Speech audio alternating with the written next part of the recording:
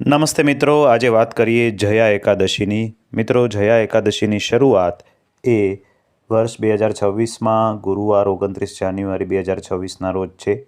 મા મહિનાના શુક્લ પક્ષની એકાદશીની તિથિ 28 જાન્યુઆરીએ સાંજે 4:34થી શરૂ થઈ 29 તારીખે બપોરે 1:56 સુધી રહેવાની છે. ઉદયાતિથિ મુજબ 29 જાન્યુઆરી આ વ્રત કરવાનું રહે છે. તારીખ 29 જાન્યુઆરી 2026 એ જયા એકાદશીનો દિવસ છે. તેના પારણા 30 જાન્યુઆરી 2026 અને સવારે 6:41થી 8:56 સુધી થવાના છે.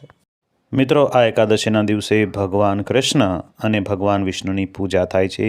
આ એકાદશીનું શાસ્ત્રોમાં ખૂબ મહત્ત્વ દર્શાવેલું છે. તો આવો જાણીએ આ એકાદશીની ઉજવણી કેવી રીતે કરવી, તેની પૂજા વિધિ અને તેનું મહત્ત્વ.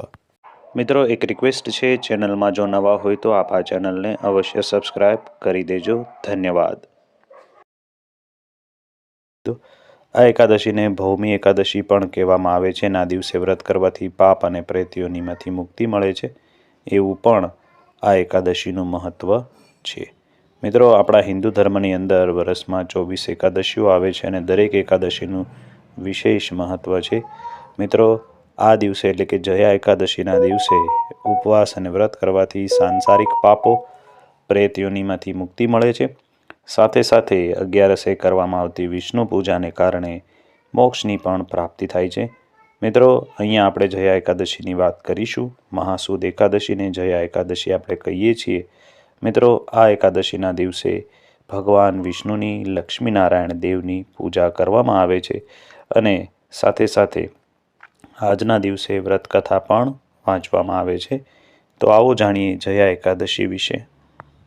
મિત્રો, આ તિથિ શ્રી કૃષ્ણ ભક્તિ માટે પણ શુભ માનવામાં આવે છે. માન્યતા મુજબ આ દિવસે શ્રદ્ધા અને નિષ્ઠાથી કરેલી કૃષ્ણ પૂજા, કૃષ્ણ ઉપાસના વ્યક્તિને પૂર્વજન્મ અને પાપના બંધનમાંથી મુક્ત કરે છે. તેના નકારાત્મક કર્મ નાશ થાય છે. આ દિવસે ભક્ત પ્રેમ ભાવથી શ્રી કૃષ્ણનું સ્મરણ કરી નામ જપ ધ્યાન કરે છે. તેને ભગવાન વાસુદેવ, ભગવાન કૃષ્ણ તેના તમામ સંકટો દૂર કરી તેમને સ્વર્ગની પ્રાપ્તિ કરાવે છે.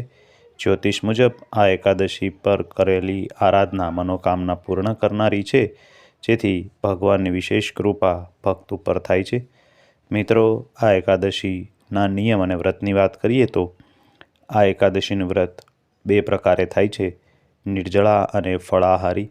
સ્વસ્થ વ્યક્તિ એ નિર્જળા ઉપવાસ કરી શકે છે અને જ્યારે સામાન્ય વ્યક્તિ અથવા તો વૃદ્ધ વ્યક્તિઓ ફળાહાર કરીને આ એકાદશીનું વ્રત કરી શકે છે.